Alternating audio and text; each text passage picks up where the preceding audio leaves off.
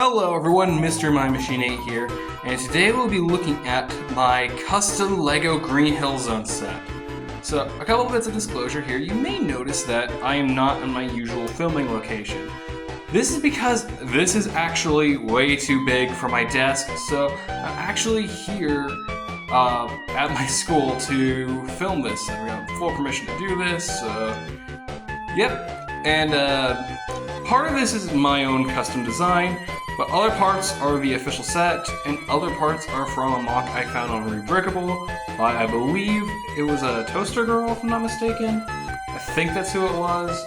Don't know, I'll link it in the description, but I will give credit as I go along. But without further ado, let's take a look at my Green Hill Zone. To start things off here, we have the segment from the original set right here, as well as this edition from the one on Rebreakable by Toaster Girl. I'm just gonna keep saying that because I know that's the fan designer, and I think the fan designer is the one who made this. But as we keep going along, we have this totem pole, we have the bridge from the original set, and here we come across the first bit of my own design. This is the waterfall. As you go through Green Hill Zone, there are little waterfalls everywhere, and I thought that was kind of underrepresented here, and I had some extra transparent blue pieces from other three sets. So I made this waterfall with a crab meat on top of it. Very nice, and Sonic can still very clearly run through here. You have the loop-de-loop with the Motobug on top, as well as these item boxes. The item boxes, I was able to actually put all of them in this because there's only, I want to say 6 of them actually included, like 6 different stickers. But because I have 6 different boxes throughout the set, all of them are represented. Moving through this way, we have another segment by Toaster Girl. So this is really cool. I really like how it has the little divots here. That way it's not just one monotonous thing. Going up, we have some palm trees with some ring boxes and a life up box. And over here is another section of my own design that, granted, it's pretty flat, but this set needed some area for Sonic to just flat out run, pun intended. But I also display my figures here when I'm not using them for animations and whatnot.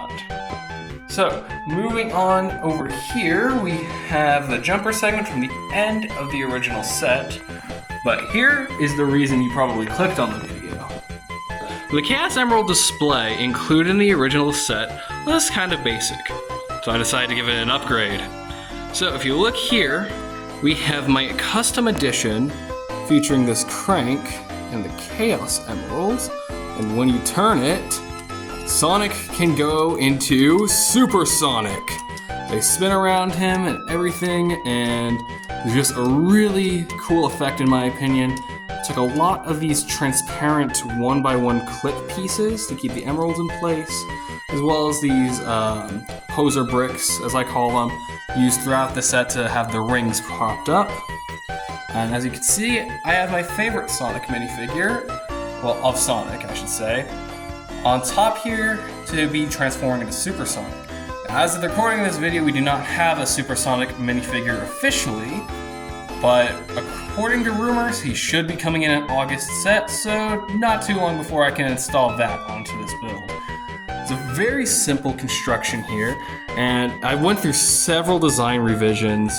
Initially, it was a 8x8, completely separate from this build.